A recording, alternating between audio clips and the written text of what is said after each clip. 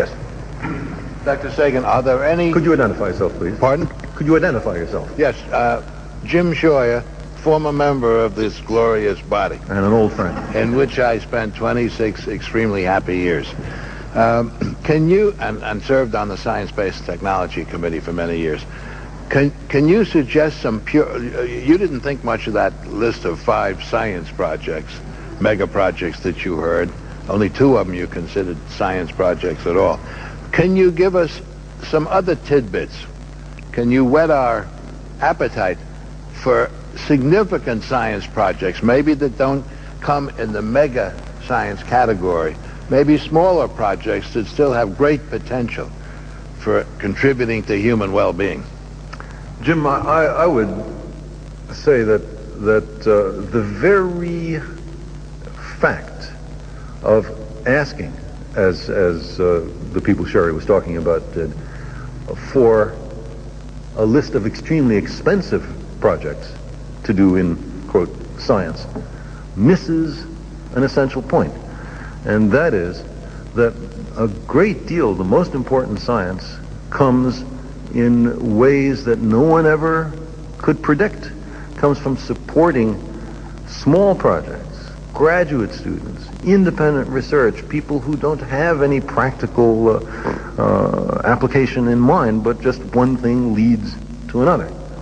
So all through the sciences today, there are problems in which established scientific investigators can't get the money just to keep doing what they've been doing, in which young scientists, recent graduate students, done extremely well, gotten their PhDs, now they need some money to pursue their science. The money isn't available. It's young people, you're on your own.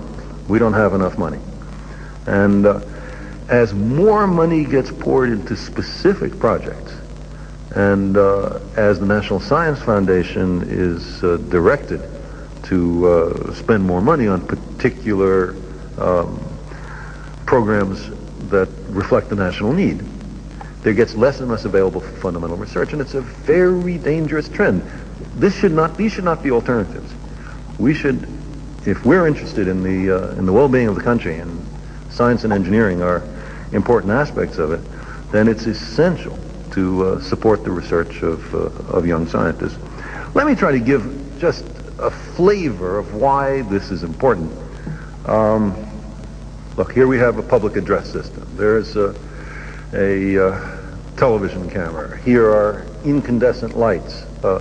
Give us a sense of the technology all around us. The food was refrigerated before it came here. Now, where did all that electrical technology come from? Suppose you were Queen Victoria's science advisor, Jim. And this is bizarre on many levels, but imagine she came to you and said,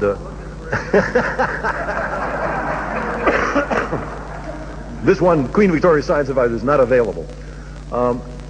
Suppose she came to you and said, what I would like is a kind of box in which there could be a moving picture that I would be sitting at Balmoral Castle, and somehow the picture of me would be in a box in the home of every British citizen, and that would help run the empire, or whatever she would say.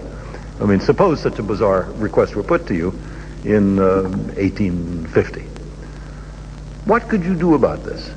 Could you have a crash program, a Manhattan Project to develop television? No way. It's just the science was not available. But meanwhile, in that same rough period of time, there's a Scottish physicist named James Clerk Maxwell.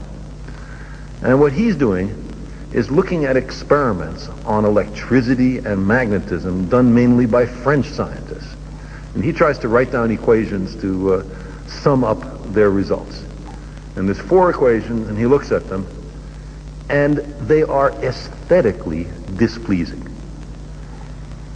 They don't have symmetry, and he thinks they ought to.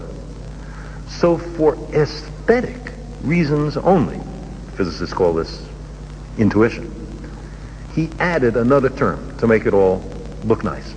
That additional term is called the displacement current. with that in, you discover that moving electrical charges can generate light waves, and from Maxwell's equations comes much of modern technology. Now, Maxwell did not intend to do anything having to do with the technology. He was interested in how electricity and magnetism works, and just one thing led to another.